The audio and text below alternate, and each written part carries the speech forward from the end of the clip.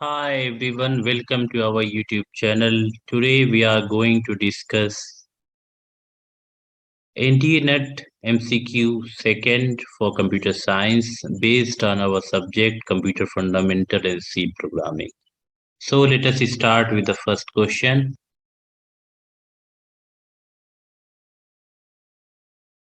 That is, if A is equal to 5 and B is equal to 7, what will be the value of A bitwise और B? ठीक है, तो ये आपको दिया हुआ है, ए की वैल्यू दी है, ठीक है, और बी की वैल्यू भी दिया हुआ है, और ए बिट वाइज और बी। इस तरीके का जब भी क्वेश्चन आए, ए बिट वाइज एंड दिया हो या बिट वाइज आर, देखिए बिट वाइज एंड को हम रिप्रेजेंट करते हैं, मतलब बिट वाइज का मतलब ही होता है कि हम बिट्स पे ऑपरेशन परफॉर्म कर रहे हैं, ठीक है, और बिट वाइज एंड को हम डिनोट करते हैं इस पर्टिकुलर एम्परसेंड साइन से, और बिट वाइज और को हम डिनोट करते हैं इस सिंगल पाई साइन से। ठीक है, तो जैसे फॉर एग्जांपल देखिए, ए की वैल्यू 5 दिया है, ठीक है, तो इसे आप जो है बाइनरी में कन्वर्ट कर लीजिए, ठीक है, चूंकि बाइनरी दूसरी वैल्यू 7 दी है, और इन दोनों पे ऑपरेशन, चूंकि ये बिट वाइज और क्या है, बाइनरी ऑपरेटर है, ठीक है, मतलब दो ऑपरेंड रिक्वायर्ड होते हैं ऑपरेशन परफॉर्म करने के लिए। और देखिए, पहली वैल्यू 5 है, दूसरी वैल्यू क्या है, 7 है, तो जो मैक्सिमम बिट्स रिक्वायर्ड है इन दोनों को रिप्रेजेंट करने के लिए वो 3 है, इसलिए दोनों को 3 बिट्स में आप लिख लीजिए। तो 5 को 3 बिट्स में लिखेंगे तो क्या है, 101, और 7 बी इज इक्वल टू क्या है, 7, और 7 को अगर आप 3 बिट्स में लिखेंगे तो क्या, 111। अब बिट वाइज और फाइंड आउट करना है, तो ए बिट वाइज और बी क्या हो जाएगा। अब आप देखिए, ये बिट को कंपेयर कीजिए, इधर भी 1 है और यहाँ भी 1 है, तो दोनों का और भी क्या होगा, 1 होगा। आप जानते हैं और में क्या है, ये ए और बी, मतलब ए बिट वाइज और बी, ये 1 तब होता है जब कोई एक भी दोनों में से, या ये 1 हो जाए, ये 0 हो, या ये 1 हो, ये 0, दोनों में से कोई एक भी अगर 1 है तो उसका और क्या होगा, 1 होगा। और ये 0 कब होता है, और 0 कब होता है, जब दोनों 0। तो यहाँ पे देखिए, ये भी वैल्यू 1 है, ये भी वैल्यू, तो ये 1 हो जाएगा। अब ये 0 है, ये 1 है, तो भी क्या आएगा, ये वैल्यू 1 आएगी। अब ये भी 1 है, ये भी 1 है, तो ये वैल्यू आपकी क्या हो जाएगी, 1 हो जाएगी। इसका मतलब ए बिट वाइज और बी की वैल्यू क्या होगी, 111, दैट इज इक्वल टू 7। इसका मतलब आपका ऑप्शन बी क्या है, would be the correct one. हाँ, देखिए नेक्स्ट क्वेश्चन है, क्वेश्चन नंबर 2 क्या कह रहा है, what will be the output when the following programme is executed. Output क्या होगा जब ये प्रोग्राम एग्जीक्यूट हो। देखिए वॉइड मेन है, और मेन फंक्शन के अंदर आप आइए, आपका क्या है, ए की वैल्यू 2 दिया हुआ है, बी की वैल्यू 1 है, और उसके बाद दो वेरिएबल्स और डिक्लेयर हैं, सी और डी। और उसके बाद देखिए क्या है, सी की वैल्यू क्या है, सी इज इक्वल टू, हम असाइन कर रहे हैं सी को ए लेस देन बी। तो आप जानते हैं कि जब आपका रिलेशनल ऑपरेटर होता है, ठीक है, क्योंकि देखिए यहाँ पे लेस देन सिंबल है, ए लेस देन बी, ये रिलेशन है और वैल्यू को कंपेयर कर रहा है। तो जब आपकी जो ट्रू वैल्यू होती है वो 1 रिटर्न करती है, और फॉल्स वैल्यू क्या रिटर्न करती है, 0 रिटर्न करती है। तो बेसिकली क्या है, C is equal to A less than B, A की वैल्यू 2 है और बी की वैल्यू क्या, 1। आप जानते हैं 2 कभी 1 से छोटा नहीं होगा, तो ये वैल्यू क्या हो जाएगी, फॉल्स होगी। अब ये फॉल्स है तो सी को क्या असाइन होगा, सी को जो वैल्यू असाइन होगी वो क्या हो जाएगी, 0। सी को क्या असाइन होगा, 0 असाइन हो जाएगा, ये सी को असाइन हो जाएगा। डी को देखिए आप, ठीक है, अब डी को हम असाइन क्या कर रहे हैं, अब देखिए यहाँ पे तो ये पे रिलेशनल ऑपरेटर्स हैं, ठीक है, मतलब ये आपका ग्रेटर देन और इधर लेस देन, ये दो रिलेशनल तरीके से, ए लेस देन बी और सी लेस देन बी, उनके बीच में एंड है, ठीक है, ये भी आपका क्या है, लॉजिकल एंड, बेसिकली ये कनेक्ट कर रहा है, ठीक है, इसे हम बोलते हैं लॉजिकल एंड, ठीक है। और ये क्या कहता है कि भाई दो रिलेशनल ऑपरेटर्स आपके, अगर उनके बीच लॉजिकल एंड से कनेक्टेड है तो वो ट्रू तब होते हैं जब दोनों ट्रू, और वो फॉल्स कब होंगे, जब दोनों में से कोई एक फॉल्स हो जाएगा तो वो फॉल्स हो जाएंगे। तो अब देखिए पहला क्या, ए ग्रेटर देन बी, चूंकि ए की वैल्यू क्या है भाई, यहाँ पे देखिए ए की वैल्यू है 2 और बी की वैल्यू क्या है, 1 है, तो 2 ग्रेटर देन 1, यस ये ट्रू हो जाएगा, तो ये ट्रू है। उसके बाद देखिए एंड दूसरा क्या कह रहा है, सी लेस देन बी, सी की वैल्यू है, यहाँ पे आपको पता चल गई थी, सी की वैल्यू क्या है, सी की वैल्यू है 0, और लेस देन बी की वैल्यू क्या है, बी की वैल्यू है 1, 0 लेस देन 1, ये भी ट्रू। और ट्रू एंड ट्रू तो क्या हो जाएगा, ट्रू हो जाएगा, ठीक है, क्योंकि ये आपका लॉजिकल एंड है। तो डी को जो वैल्यू असाइन होगी वो क्या हो जाएगी, डी को 1 असाइन हो जाएगी, ठीक है। तो बाद में क्या किया आपने, सी और डी की वैल्यू को प्रिंट किया है, तो सी की वैल्यू क्या है, सी की वैल्यू 0 थी और डी की वैल्यू 1 है, तो 0 और 1 प्रिंट हो जाएगा, तो आपका ऑप्शन ए क्या होगा, करेक्ट होगा। ओके। हाँ, नेक्स्ट क्वेश्चन, क्वेश्चन नंबर 3 देखिए क्या है। क्वेश्चन नंबर 3 भी देखिए आपका प्रोग्राम दिया हुआ है, उसका उस प्रोग्राम को जो आउटपुट है वो आपका लिखा हुआ है ऑप्शंस में, ठीक है। कह रहा what will be the value of x, value of x क्या होगा when the following code is executed. इस कोड को अगर एग्जीक्यूट किया जाए तो एक्स की वैल्यू क्या होगी। तो देखिए ये बेसिकली आपका प्री मतलब जो भी आपके ऑपरेटर का प्रेसिडेंस एंड एसोसिएटिविटी पे बेस्ड क्वेश्चन है। क्या कह रहा है, देखिए इसमें बेसिकली एक वेरिएबल एक्स को डिक्लेयर किया है, ठीक है, और कह रहा है कि इंट एक्स जो है ये क्या है, 5 into 9 और डिवाइडेड बाई 3 + 9। आप जानते हैं कि मल्टीप्लीकेशन और डिवीजन इसकी प्रियोरिटी क्या होती है, सेम होती है, ठीक। और इनकी प्रियोरिटी क्या है, इन दोनों की प्रियोरिटी किससे ज्यादा होती है, प्लस और माइनस से, इनसे ज्यादा होती है, ठीक। तो जिस अब जहां जहां मल्टीप्लिकेशन और डिवीजन है वो उसे हम पहले परफॉर्म करेंगे, ठीक। लेकिन मल्टी अगर जहां पे मल्टीप्लिकेशन और डिवीजन दोनों है तब हम क्या एसोसिएटिविटी देखते हैं। और ये आपका जो मल्टीप्लिकेशन और डिवीजन है वो क्या होता है, लेफ्ट टू राइट एसोसिएटिव होता है। मतलब आप ऑपरेशन जो परफॉर्म करते हैं वो लेफ्ट से, अगर लेफ्ट में चाहे मल्टीप्लिकेशन हो चाहे डिवीजन हो, जो भी लेफ्ट में होगा उस पे पहले हम ऑपरेशन परफॉर्म करेंगे। तो यहाँ से अगर आप देखें तो 5 into 9 क्या है, ये ऑपरेशन पहले परफॉर्म होगा, तो 5 into 9 क्या हो जाएगा, आपका ये हो जाएगा 45, ठीक है, डिवाइडेड बाई 3 + 9, ये चीज हो गई, ठीक। अब आप जानते हैं अब आपके पास सिर्फ डिवीजन है और प्लस है, तो डिवीजन पहले परफॉर्म होगा, तो 45 डिवाइडेड बाई 3 क्या हो जाएगा, ये हो जाएगा 15, और 15 + 9 क्या हो जाएगा, 15 + 9 हो जाएगा आपका 24। तो ये आपकी वैल्यू एक्स में क्या स्टोर हो जाएगा, 24 स्टोर हो जाएगा। बाद में आपने एक्स की वैल्यू, चूंकि एक्स क्या इंटीजर टाइप है इसलिए फॉर्मेट स्पेसिफायर आपने क्या लिया, %d। अब एक्स की वैल्यू जो भी एक्स के अंदर स्टोर है वो प्रिंट हो जाएगा, तो एक्स के अंदर क्या स्टोर है, 24 स्टोर है, तो आपका ऑप्शन ए करेक्ट हो जाएगा। हाँ देखिए नेक्स्ट क्वेश्चन क्या है, loops in C language are implemented using. देखिए यहाँ पे सी लैंग्वेज में जो लूप्स है उसे इम्प्लीमेंट किया जाता है किसका यूज करके, पहला व्हाइल ब्लॉक, दूसरा डू व्हाइल ब्लॉक, तीसरा ऑप्शन है सी फॉर ब्लॉक, तो चौथा है ऑल ऑफ द अबव। तो चूंकि सी लैंग्वेज में जो लूप्स है हम तीनों व्हाइल लूप का भी यूज करके करते हैं, डू व्हाइल का भी यूज करते हैं, फॉर का भी करते हैं, तीनों का करते हैं, इसलिए आपका ऑप्शन करेक्ट ऑप्शन हो जाएगा डी।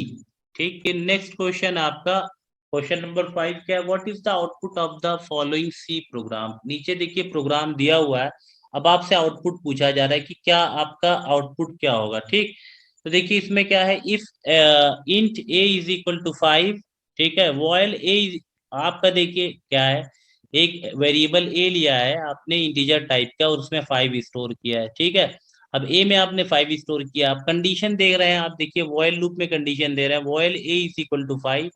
यहाँ पे देखिए डबल इक्वल है, मतलब ये बेसिकली कंपैरिजन ऑपरेटर है, ए और 5 की वैल्यू को कंपेयर करेगा। क्योंकि ए की भी वैल्यू 5 है और यहाँ राइट साइड में भी 5 है, तो दोनों इक्वल है, इसका मतलब कंडीशन आपकी ट्रू है। कंडीशन ट्रू है तो यहाँ पे आप क्या है, रैबिट प्रिंट होगा, ठीक है। और रैबिट प्रिंट होने के बाद क्या हो रहा है, देखिए ब्रेक है, यहाँ पे ब्रेक कीवर्ड लिखा हुआ है, मतलब आप क्या है, वॉइल लूप के बाहर आ जाएंगे, ठीक है। आप दोबारा, अदरवाइज देखिए फिर से आप कंडीशन चेक करो, ठीक है।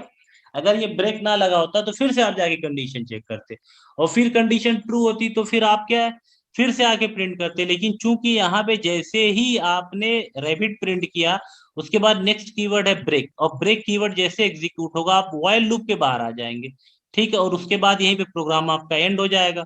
तो सिर्फ रैबिट आपका एक बार प्रिंट होगा, तो ऑप्शन आपका पहला ऑप्शन क्या है, rabbit is printed unlimited number of times, no, क्योंकि यहाँ पे आपका ब्रेक कीवर्ड है, इस वजह से आप ब्रेक कीवर्ड की वजह से आप व्हाइल लूप के बाहर आ जाएंगे, तो रैबिट सिर्फ एक बार प्रिंट होगा, तो आपका ऑप्शन बी जो है करेक्ट होगा यहाँ पे।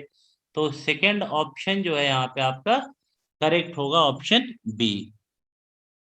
हाँ देखिए, नेक्स्ट क्वेश्चन है question number 6। What data type will throw an error when we perform modulus operation. देखिए मॉडुलस ऑपरेटर जो है वो हम इंटीजर पे परफॉर्म करते हैं। तो ये इंपॉर्टेंट पॉइंट ये है कि जो मॉडुलस ऑपरेटर है उसे हम इंटीजर पे परफॉर्म करते हैं। ठीक है, तो अब जो है अब कौन सा डेटा टाइप एरर थ्रो करेगा। अब देखिए पहला ऑप्शन क्या है, इंटीजर। तो इंटीजर पे तो हम परफॉर्म करते हैं, इसलिए अगर इंटीजर का यूज कर रहे हैं आप मॉडुलस, मतलब जैसे ए मॉडुलो बी, तो यहाँ पे देखिए ए और बी दोनों कैसे होने चाहिए, इंटीजर होने चाहिए। ठीक है, तो इस तरीके से अगर दोनों वैल्यूज मतलब हमारा ऑपरेंड इंटीजर है तो आपका मॉडुलस ऑपरेटर क्या एरर नहीं देगा। तो पहले वाले केस में क्या है कि अगर इंटीजर है तब तो एरर डेटा डेटा टाइप अगर इंटीजर है तो एरर नहीं आएगा। दूसरा शॉर्ट है, तो शॉर्ट भी क्या है, इंटीजर का ही टाइप है। ठीक है, शॉर्ट भी क्या है, शॉर्ट को रिप्रेजेंट करने के लिए, ठीक है, आप जो है देखिए उसके लिए भी आप format specifier percent D use करते हैं, तो ये शॉर्ट भी क्या है, इंटीजर का टाइप है। तो नेक्स्ट भी आपका सही होगा। तीसरा है फ्लोट। देखिए तो आप मॉडुलस ऑपरेटर फ्लोट पे यूज नहीं करते, डेसिमल वैल्यूज पे। जैसे आप ये नहीं कह सकते 2.5 मॉडुलस ऑपरेटर 2, तो ये आप फ्लोटिंग पॉइंट वैल्यूज पे मॉडुलस ऑपरेटर यूज नहीं करते हैं। तो यही कह रहा है एरर किस केस में आएगा, तो आपका option C would be the correct one. देखिए नेक्स्ट क्वेश्चन, देखिए क्वेश्चन नंबर 7 क्या है, C language is which language subset. तो सी लैंग्वेज किस लैंग्वेज का सबसेट है, तो भाई सी लैंग्वेज आपका सी प्लस प्लस लैंग्वेज का सबसेट होता है। ठीक है, तो आपका जावा पहला है, सेकंड ऑप्शन आपका पाइथन है, थर्ड है सी प्लस प्लस। तो C plus plus would be the correct answer. Next question, question number 8 क्या कर रहा है, pointer that is initialized null value is called. एक पॉइंटर जो कि नल वैल्यू इनिशियलाइज किया जाए उसे हम क्या बोलते हैं, उसे हम नल पॉइंटर कहते हैं। ठीक है, तो पहला ऑप्शन क्या होगा, करेक्ट होगा। हाँ देखिए नेक्स्ट क्वेश्चन देखते हैं, क्वेश्चन नंबर 9 क्या, how many types of comments are in C. C language में कितने कमेंट्स होते हैं, तो भाई सी लैंग्वेज में हम दो कमेंट्स यूज करते हैं। ठीक है, आप जानते हैं कि भाई अगर एक लाइन को कमेंट करना है तो आप डबल स्लैश का यूज कीजिए, पूरी लाइन आपकी क्या हो जाएगी, कमेंट हो जाएगी। अगर आप देखिए मल्टीपल लाइंस हैं आपकी, ठीक है, इन सारी लाइंस को आप यहाँ पे कुछ आप लीजिए, मान लीजिए कोड लिखा है, ठीक है, कुछ भी लिखा हुआ है, ठीक, अब सारी लाइंस को कमेंट करना चाहते हैं तो आप स्लैश स्टार और इनको स्टार स्लैश से एंड कर दीजिए। तो ये जितनी भी लाइंस है ये सारी की सारी लाइंस कमेंटेड हो जाएंगी।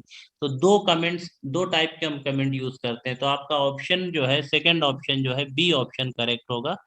ठीक, two comment lines we use in C language. Okay, हाँ देखिए नेक्स्ट क्वेश्चन है क्वेश्चन नंबर 10 आपका। देखिए एक प्रोग्राम दिया हुआ, predict the output of the following program, इसके आउटपुट को आपको प्रेडिक्ट करना है। अब ऑप्शन देखिए, क्वेश्चन देखिए क्या है, वॉइड मेन, अब उसके बाद प्रोग्राम में आपने आया वॉयल, ठीक है, वॉयल, और यहाँ पे जहाँ कंडीशन दिया हुआ वहां पे वन है। तो जब कभी भी जो है देखिए इस तरीके से वॉयल के अंदर जहाँ पे कंडीशन लिखना वहां नॉन जीरो वैल्यू हो, तो ये देखिए वन क्या है, एक नॉन जीरो वैल्यू है, मतलब जीरो नहीं है।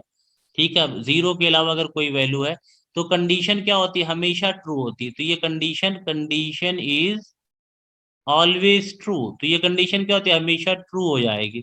ठीक, अब देखिए क्या है, उसके बाद कंडीशन ट्रू हो जाएगी क्योंकि वॉयल कंडीशन के अंदर वन है, मतलब एक नॉन जीरो वैल्यू है, कंडीशन ट्रू होगी, आप अंदर आओगे, प्रिंट एफ आपका ये चीज प्रिंट हो जाएगा, जो डबल कोट्स के अंदर है वो प्रिंट हो जाएगा। तो आपका ऑनलाइन एजुकेशनल हब ये प्रिंट होगा। ठीक, फिर देखिए यहाँ पे आपका वॉयल लूप क्लोज हो रहा है, तो फिर से आप जाएंगे कंडीशन चेक करेंगे तो वॉयल वन, फिर एक नॉन जीरो वैल्यू, फिर ये प्रिंट होगा, तो ये आपका जो है आउटपुट क्या हो जाएगा, ये आपका एक इनफाइनाइट लूप में चला जाएगा। ठीक है, तो ये आपका एरर आएगा, इनफाइनाइट नहीं है आपका, एक इनफाइनाइट वैल्यूज इनफाइनाइट टाइम्स आपका ऑनलाइन एजुकेशनल हब जो है प्रिंट होता रहेगा। ठीक है, ये आपका टर्मिनेट ही नहीं होगा लूप। ठीक है, तो आपका ऑप्शन सी जो है वो करेक्ट होगा। हाँ देखिए नेक्स्ट क्वेश्चन आपका क्वेश्चन नंबर 11। देखिए what is the output of this statement. देखिए एक स्टेटमेंट दिया हुआ प्रिंट एफ परसेंट डी, आपकी जो परसेंट डी बेसिकली क्या, इंटीजर वेरिएबल की वैल्यूज को प्रिंट करने के लिए हम यूज करते हैं। तो यहाँ पे ए वेरिएबल क्या है आपका, इंटीजर टाइप है, ए प्लस प्लस की वैल्यू, तो ये देखिए आपका, देखिए आप आपने इंक्रीमेंट जो है, प्री इंक्रीमेंट और प्लस प्लस क्या है आपके इंक्रीमेंट ऑपरेटर है, तो आपने प्री इंक्रीमेंट और पोस्ट इंक्रीमेंट पढ़ा होगा। ठीक है, तो यहाँ पे देखिए ए प्लस प्लस क्या है, ए प्लस प्लस आपका पोस्ट इंक्रीमेंट है, ठीक है। और प्लस प्लस ए क्या है, ये आपका प्री इंक्रीमेंट कहलाता है, ठीक। तो देखिए आपका जो प्री इंक्रीमेंट वाला होता है वो क्या करता है, पहले जो वैल्यूज हैं उसको क्या करता है, इंक्रीमेंट करता है। पहले डायरेक्टली क्या करता है, इंक्रीमेंट करता है, उसके बाद उसकी वैल्यू को लेता है। और पोस्ट इंक्रीमेंट क्या करता है, पहले उसकी वैल्यू को यूज करता है, जैसे पहले ए की वैल्यू को यूज करेगा, उसके बाद इंक्रीमेंट करेगा। तो यहाँ पे प्रिंट एफ है और प्रिंट कर रहे हैं आप ए प्लस प्लस वैल्यू, बेसिकली क्या करेगा, पहले ये ए की वैल्यू को प्रिंट करेगा। तो यहाँ पे जो प्रिंट होगी वो ए की वैल्यू होगी, उसके बाद एक इस स्टेटमेंट के एग्जीक्यूट होने के बाद ए की वैल्यू क्या हो जाएगी, इंक्रीमेंट हो जाएगी, ठीक है। और पोस्ट इंक्रीमेंट में क्या होता है, पहले आपका इंक्रीमेंट होता है, उसके बाद उसकी वैल्यू को हम यूज करते हैं, सॉरी प्री इंक्रीमेंट में। प्री इंक्रीमेंट में पहले आपका इंक्रीमेंट होगा, पोस्ट इंक्रीमेंट में पहले हम ए को यूज करेंगे, उसके बाद उसकी वैल्यू को प्रिंट करेंगे। तो यहाँ पे क्या, इस स्टेटमेंट में आपका क्या होगा, आपका the value of a plus b, नहीं, वैल्यू क्या हो जाएगी, जो प्रिंट होगी वो A+1 होगी, नहीं, द करेंट वैल्यू, जो ए की करेंट वैल्यू होगी वही आपकी प्रिंट होगी। तो आपका ऑप्शन बी करेक्ट होगा यहाँ पे, ठीक। क्वेश्चन नंबर 12 देखिए, which why is a micro used in place of a function. Function की जगह पे माइक्रो को हम क्यों यूज करते हैं, ठीक है। तो it reduces execution time, execution time को रिड्यूस करता है, नहीं, माइक्रो की वजह से एग्जीक्यूशन टाइम रिड्यूस नहीं होता है। It reduces code size, yes, code की साइज को रिड्यूस कर देता है, ठीक है। अब यहाँ पे बार बार जो है देखिए, मान लीजिए किसी पर्टिकुलर वैल्यू को आप कॉल करें, ठीक है, तो आप डायरेक्टली आप इसे ही कॉल कर लेते हैं। तो कोड की साइज को बार बार अलग कोड लिखने से बेहतर है कि आप क्या है, कोड को रीयूज कर लेते हैं। तो यहाँ पे कोड साइज जो होती है वो आपका क्या हो जाता है, रिड्यूस हो जाता है। तो आपका ऑप्शन बी जो है यहाँ पे करेक्ट होगा। हाँ देखिए next question, question number 13, how many times will the following loop execute. ये देखिए लूप दिया हुआ है, अब आपसे कहा जा रहा है कि ये लूप कितनी बार एग्जीक्यूट होगा। जानते हैं आप फॉर लूप में क्या है, फॉर लूप में बेसिकली क्या है भाई, जैसे आपका देखिए दिया हुआ है फॉर जे, यहाँ पे फॉर, और यहाँ पे क्या होता है, इनिशियलाइजेशन। बेसिकली आप क्या करते हैं, वैल्यू को इनिशियलाइज करते हैं, उसके बाद कंडीशन करते हैं चेक, ठीक है, कंडीशन, और उसके बाद क्या है नेक्स्ट आपका मॉडिफाई, ठीक है। तो बेसिकली यहाँ पे क्या है, आपने देखिए जे की वैल्यू को, यहाँ पे जे इज इक्वल टू 1 है, ठीक है, आपके लूप में यहाँ पे जे इज इक्वल टू 1 है। फिर कंडीशन दे रहे हैं जे लेस देन, तो 1 है, और जे की वैल्यू क्या है, लेस देन 10 है, यस 1 लेस देन 10 है। और उसके बाद जब कंडीशन आपकी ट्रू होगी, आप लूप के अंदर जाओगे, जो कुछ स्टेटमेंट होंगे उनको एग्जीक्यूट करोगे पहली बार। उसके बाद क्या होगा, पहले क्या होगा, ये इनिशियलाइजेशन एग्जीक्यूट होगा, कंडीशन चेक करेंगे, उसके बाद आप लूप के अंदर आएंगे, फॉर की बॉडी के अंदर जितने स्टेटमेंट्स हैं सबको एग्जीक्यूट करेंगे, ठीक है। तो बेसिकली अगर आप देखें तो देखिए फॉर का ये जनरल वो होता है कि यहाँ पे जो आपका इनिशियलाइजेशन, उसके बाद आप कंडीशन चेक करते हैं, ठीक है, फिर ये मॉडिफाई है, ठीक। अब उसके बाद जो है ये आपके यहाँ पे स्टेटमेंट्स हैं, ठीक, स्टेटमेंट्स लिखे हैं, ठीक। तो क्या होगा, पहले आप इनिशियलाइज करेंगे, फिर आप कंडीशन चेक करेंगे, कंडीशन ट्रू होगी तो उसके बाद आप क्या यहाँ आएंगे, स्टेटमेंट्स एग्जीक्यूट करेंगे, फिर आप मॉडिफाई करेंगे। तो ये देखिए यहाँ पे क्या होगा, जे की वैल्यू पहले इनिशियली 1 हो जाएगी क्योंकि इनिशियलाइज होगा, आप कंडीशन चेक करोगे 1 लेस देन 10, यस ट्रू है, आप अंदर आओगे, स्टेटमेंट्स एग्जीक्यूट करोगे, ठीक है, स्टेटमेंट्स एग्जीक्यूट किया आपने एक बार, ठीक। उसके बाद फिर क्या होगा, देखिए डिक्रीमेंट होगा, 1 की वैल्यू है पहले 1 है, उसके बाद क्या हो जाएगा, 0 हो जाएगा, वाई -1 करेंगे क्या हो जाएगा, 0 हो जाएगा। फिर आप कंडीशन चेक करोगे तो पहली पिछली बार तो 1 था, तब तो 10 से लेस था ही, अब जब 0 हो जाएगा तो क्या होगा, फिर 10 से लेस होगा, तो फिर से कंडीशन ट्रू होगी, फिर से आप स्टेटमेंट एग्जीक्यूट करोगे, फिर डिक्रीमेंट होगी वैल्यू, इस बार क्या है 0। अब इसकी वैल्यू 0 थी तो अब क्या हो जाएगी, 0 - 1 क्या हो जाएगी, -1 हो जाएगी। इस तरीके से वैल्यू डिक्रीज होगी, और हर बार आपका क्या है, वैल्यू कम हो रही है, और आपको कंपेयर किससे कर रहे हैं, 10 से कर रहे हैं, तो हमेशा क्या हो जाएगी, 10 से छोटी ही होगी। इसलिए ये लूप आपका क्या हो जाएगा, हमेशा ये कंडीशन हमेशा ट्रू ही होगी, ठीक है, हमेशा ये ट्रू होगी। तो ये लूप आपका फॉर एवर एग्जीक्यूट होगा, ठीक है, कभी ये टर्मिनेट होगा ही नहीं, ठीक। क्वेश्चन नंबर 14 देखिए, which one of the following is a loop construct that will always be executed one. कौन सा इसमें ऐसा लूप है जो कम से कम एटलीस्ट एक बार आपका जरूर एग्जीक्यूट होगा। तो देखिए फॉर लूप में क्या है, फॉर लूप में आप पहले इनिशियलाइज करते हैं, ठीक है, उसके बाद क्या है, आप कंडीशन चेक करते हैं, मान लीजिए कंडीशन यहाँ फेल हो जाए, तो आप लूप के अंदर नहीं जाएंगे, मतलब ये आपका स्टेटमेंट एग्जीक्यूट नहीं होगा। इसका मतलब अगर कंडीशन फेल हो जाए तो एक बार भी आपके ये फॉर के अंदर जो भी स्टेटमेंट्स है वो एग्जीक्यूट नहीं होंगे, एक बार भी नहीं होंगे। वॉइल में भी देखिए, वॉइल में क्या है, वॉइल और यहाँ पे कंडीशन होती है, ठीक, और उसके बाद क्या है, वॉइल ब्लॉक है, यहाँ पे स्टेटमेंट्स होते हैं वॉइल के, ठीक। अगर आपकी कंडीशन फेल हो जाएगी वॉइल के केस में तो क्या हो जाएगा, आप अंदर नहीं जाओगे, ठीक है। तो इसका मतलब क्या है, वॉइल के केस में भी आप एग्जीक्यूट, लेकिन डू वॉइल के केस में क्या है, पहले ये आपकी स्टेटमेंट्स एग्जीक्यूट होते हैं, उसके बाद आप कंडीशन चेक करते हो, ठीक है। तो एक बार एटलीस्ट आपका ये एग्जीक्यूट हो जाएगा, उसके बाद आप कंडीशन चेक करोगे। अगर कंडीशन फेल हो जाएगी तो दोबारा आप यहाँ पे अंदर फिर से नहीं जाओगे, लेकिन अगर कंडीशन फिर से ट्रू है तो दोबारा आप एग्जीक्यूट करोगे। तो एटलीस्ट क्या होता है, वो डू वॉइल के केस में देखिए एटलीस्ट एक बार आपका ये स्टेटमेंट्स क्या है, ये एक बार एग्जीक्यूट होते हैं। तो यही क्वेश्चन है कि कौन सा ऐसा लूप कॉन्स्ट्रक्ट है कि जो एक बार एटलीस्ट एग्जीक्यूट होगा, तो वो आपका क्या हो जाएगा, डू व्हाइल लूप है। तो ऑप्शन आपका डी करेक्ट ऑप्शन होगा। हाँ देखिए, नेक्स्ट क्वेश्चन है क्वेश्चन नंबर 15। वो क्या कह रहा है कि how many characters can a string hold when declared as follows. देखिए आपने बेसिकली क्या किया है, एक स्ट्रिंग को आपने डिक्लेयर किया है, ठीक है। अब देखिए आपने लिया है कैरेक्टर एरे, लिया है नेम, और इसकी साइज यहाँ पे देखिए मेंशन किया है 20। तो बेसिकली ये कितने कैरेक्टर्स स्टोर करेगी, 20 कैरेक्टर्स स्टोर करेगी, क्योंकि आपने इसकी साइज यहाँ पे मेंशन कर दी है 20। तो वही कह रहा है कि एक स्ट्रिंग जो है, जो आपने इस तरीके से डिक्लेयर किया, वो कितने कैरेक्टर्स होल्ड करेगी, तो 20 कैरेक्टर्स आप होल्ड करेगी, क्योंकि इसके 9 कोई कैरेक्टर्स होंगे। लास्ट आपका क्या हो जाएगा, लास्ट जब आप इंटर की प्रेस करेंगे तो वहां पे क्या हो जाएगा, ये नल वैल्यू आपकी स्टोर हो जाती है वहां पे, तो ये आपका वो भी तो एक कैरेक्टर ही है आपका, ठीक है। तो टोटल आपके 20 कैरेक्टर्स स्टोर होंगे, ठीक है।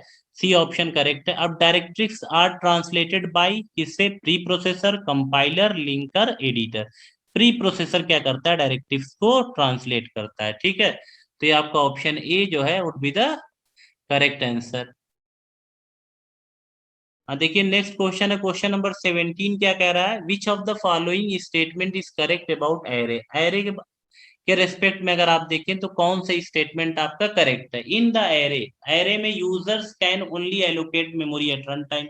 यूजर्स मेमोरी सिर्फ एलोकेट कर सकते हैं किस पे, रन टाइम पे, ये गलत है, ठीक है। रन टाइम पे यूजर्स मेमोरी एलोकेट नहीं कर सकते हैं, सिर्फ जो है कह रहा ओनली एलोकेट, तो सिर्फ और सिर्फ रन टाइम पे नहीं कर सकते। दूसरा क्या, in the array users can only allocate the memory at compile time. B option, run time पे आप एरे में मेमोरी एलोकेट नहीं कर सकते हैं, लेकिन आप किस पे कर सकते हैं, कंपाइल टाइम में, ठीक है। तो ये आपका ऑप्शन जो है बी ऑप्शन क्या है, ये आपका करेक्ट होगा, ठीक। तीसरा ऑप्शन कह रहा था array is a primitive and non linear data. Array क्या है, लीनियर डेटा स्ट्रक्चर होता है, ठीक है। एरे क्या होता है, लीनियर डेटा स्ट्रक्चर होता है और नॉन प्रिमिटिव होता है, ठीक है। प्रिमिटिव नहीं होता है, ठीक। एरे क्या है, नॉन प्रिमिटिव है, और प्रिमिटिव क्या है, आपकी इंटीजर हुआ, कैरेक्टर हुआ, ठीक है, फ्लोट है, ठीक है, डबल है, ये सब आपके क्या है, प्रिमिटिव डेटा डेटा टाइप्स हैं, ठीक है। और नॉन प्रिमिटिव में एरे हो गया आपका, स्टैक हुआ, क्यूज हुआ, ये सब आपके क्या है, नॉन प्रिमिटिव है, ठीक। तो ये जो है एरे आपका क्या है, नॉन प्रिमिटिव है और लीनियर डेटा स्ट्रक्चर है, नॉन लीनियर डेटा स्ट्रक्चर नहीं। नॉन लीनियर डेटा स्ट्रक्चर आपके क्या हो जाएंगे, ट्रीज हो जाएंगे, ठीक है। आपका ग्राफ हुआ ये नॉन लीनियर, तो ये आपका गलत हो जाएगा, ठीक है। और ये आपका ये तो वैसे भी गलत हो जाएगा। तो आपका ऑप्शन बी जो है करेक्ट होगा। क्वेश्चन नंबर 18 देखिए, a global variable is declared out. Global variable क्या है, फंक्शन के अंदर डिक्लेयर होता है, outside of the function, inside of the function, with in the function, anywhere in the program. तो ग्लोबल वेरिएबल को आप क्या है, आउटसाइड द फंक्शन आप जो है डिक्लेयर करते हैं, ठीक है। फंक्शन के आउटसाइड डिक्लेयर करते हैं, ठीक। विद इन द फंक्शन नहीं कर सकते, इनसाइड द फंक्शन नहीं कर रहे हैं आप, बेसिकली क्या, outside the function global variable को डिक्लेयर करते हैं, ठीक। नेक्स्ट क्वेश्चन देखिए, question number 19, who defines the user defined function. User defined function को कौन डिफाइन करता है, तो भाई पहला ऑप्शन क्या है, कंपाइलर, दूसरा है कंप्यूटर, तीसरा है कंपाइलर लाइब्रेरी। नहीं, यूजर्स जो है, यूजर डिफाइंड फंक्शन को डिफाइन करने वाले यूजर्स हैं, जो प्रोग्रामर्स हैं वो जो है, जब प्रोग्राम जिस तरीके से मान लीजिए वो प्रोग्राम करते हैं अपने चॉइस के according, based on the problem क्या है, वो यूजर डिफाइंड फंक्शन को डिफाइन कर सकते हैं अपने यूज के मुताबिक, ठीक है। तो ये यूजर्स डिफाइन करते हैं, ठीक। नेक्स्ट क्वेश्चन है, which of the following functions is already declared in the header file. कौन सा ऐसा फंक्शन है जो आपका पहले से हेडर फाइल में डिफिनीशन डिफाइन होता है, उसको क्या है, डिफाइंड होता है। तो यूजर डिफाइंड फंक्शन नहीं, यूजर डिफाइंड फंक्शन तो यूजर प्रोग्रामर जो है वो क्या करता है, डिक्लेयर भी करता है, उसको डिफाइन भी करता है, उसको कॉल भी करता है। जो बिल्ट इन फंक्शंस होते हैं, जैसे आपके प्रिंट एफ फंक्शन हुआ, ठीक है, स्कैन एफ फंक्शन हुआ, ठीक, ये सब आपके क्या है, बिल्ट इन फंक्शंस कहलाते हैं। ठीक है, तो ये बिल्ट इन फंक्शंस है, ये फंक्शंस आपके पहले से कहाँ पे, लाइब्रेरीज में डिफाइन होते हैं हेडर फाइल में। जैसे ये सारे फंक्शंस प्रिंट एफ और स्कैन एफ stdio.h लाइब्रेरी में डिफाइन होते हैं। ठीक है, तो ये आपका second option would be the correct one. हाँ, तो thank you so much for watching, please like share and subscribe our channel.